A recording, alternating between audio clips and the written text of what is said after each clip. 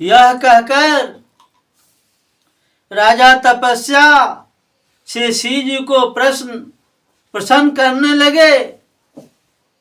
थोड़े ही दिनों में आशुतोष भगवान शिव जी प्रसन्न हो गए।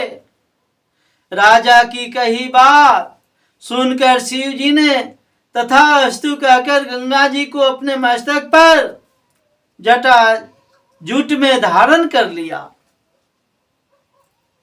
भागीरथ जी जहां पितरों की भस्म पड़ी हुई थी वहां गंगा जी को ले गए।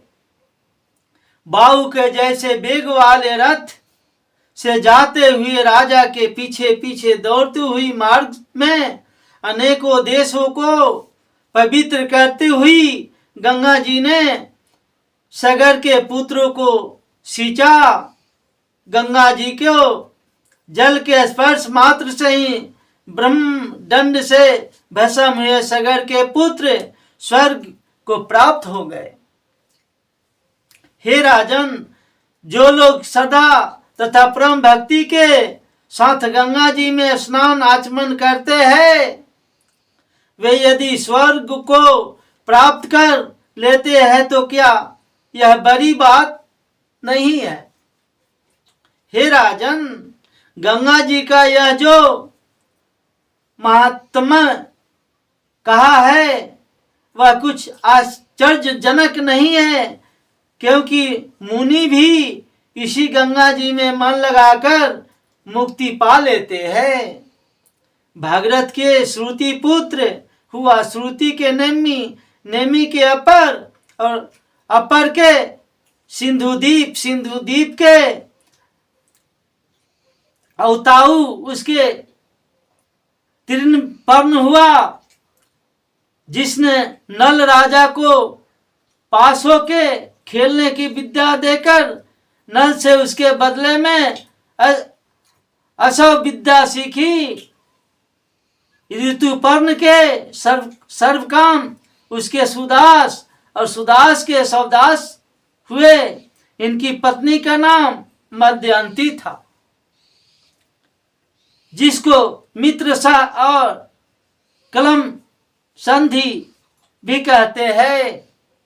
यह वशिष्ठ जी के श्राप से राक्षस और निसंतान रहा।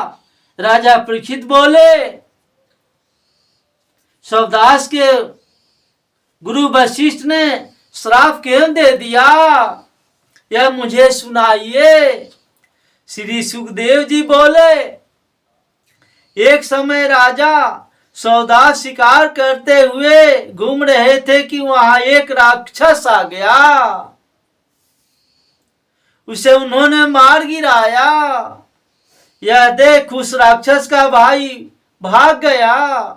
वह राक्षस का भाई राजा का बुरा चित्तता हुआ भाई का बदला लेने के लिए राजा के यह रसोइयों के रूप में आकर रहने लगा। एक दिन राजा के घर भोजन करते हुए वशिष्ठ जी को मनुष्य का मांस पकाकर परोस दिया। वशिष्ठ जी उस परोसे हुए न खाए, जोग नर मांस को देकर बड़े क्रोध हुए। अब राजा को श्राप दे दिया कि तू राक्षस हो जा। वशिष्ठ जी को बाद में मालूम पड़ा कि यह सब राक्षस की ही करतूती थी।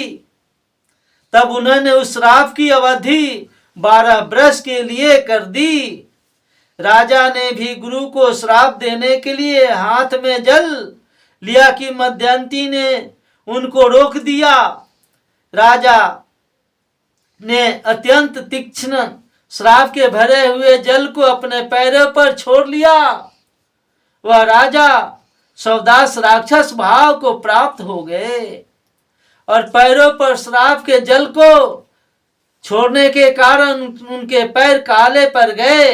राजा ने एक दिन जंगल में मैथुन करते हुए ब्राह्मण जाति के वनवासी स्त्री पुरुष को देख भूख के मारे उन दोनों में से ब्राह्मण को पकड़ लिया। ब्राह्मण की स्त्री बोली, हे राजन, आप राक्षस नहीं है, आप तो इच्छाकुश कुल के राजा है।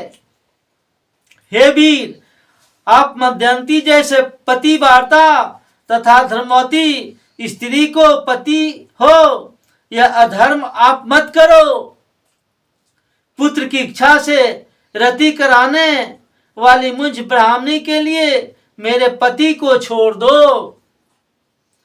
इनका मिथुन पूर्ण भी नहीं हुआ है कि इतने ही में आपने इनको पकड़ लिया है। हे राजन, यह नरदेह सब अर्थों से सिद्ध करने वाला है। इस नरदेह की हत्या करने से धर्म, अर्थ, काम, मोक्ष इन चारों की वर्गों की हत्या हो जाती है। यह ब्राह्मण तो शील आदि गुणों से युक्त तथा महापुरुषों की आराधना करने वाला है।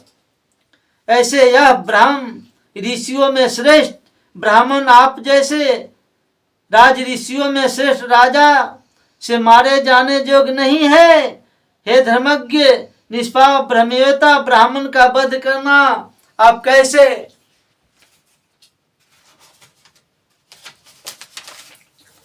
कैसे उचित मानते हैं? यदि आपको खाना ही है तो पहले मुझे खाइए, क्योंकि इनके बिना क्षण भर भी नहीं जी सकूंगी। इस प्रकार विलाप करती हुई इस ब्राह्मणी के सामने ही श्राप से विमोहित राजा ने ब्राह्मण को खा लिया। यह स्त्री राक्षस से खाए हुए अपने पति को दे गुस्सा में भरकर बोली, हे पापी, काम से प्रीत मेरे पति को जो तूने खा लिया है, अतः मैं श्राप देती हूं कि तू भी अपनी स्त्री के साथ मिथुन करते हुए ही मरा जाएगा।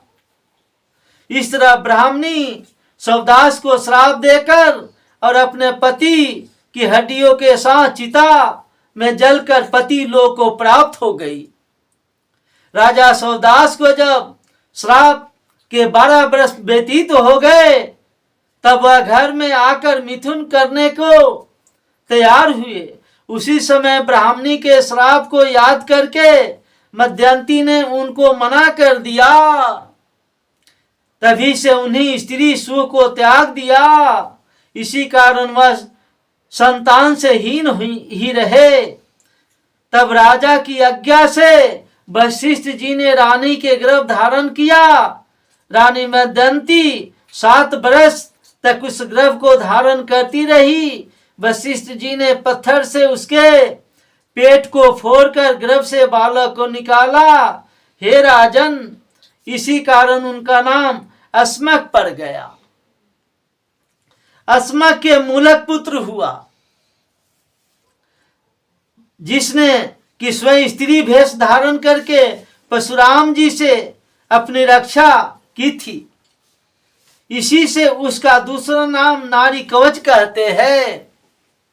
जब परशुराम जी ने पृथ्वी को निक्षत्रिय कर दिया था, तब ही मूलक क्षत्रिय वंश का संचालन हुआ।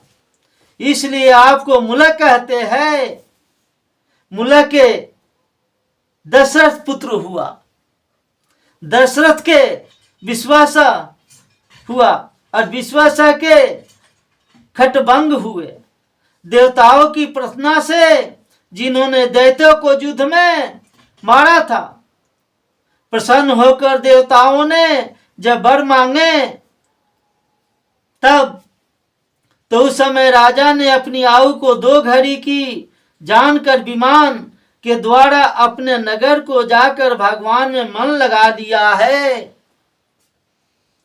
हे राजन, राजा के दृष्ट सिद्धांत था कि मुझे ब्राह्मणों के कुल से अधिक अपने प्राण तथा राजपाट स्त्री पुत्र भी प्यारे नहीं है। विष्णु भगवान के अतिरिक्त अन्य कोई चाहना न होने पर देवताओं से प्राप्त कर प्रयोजनहीन है।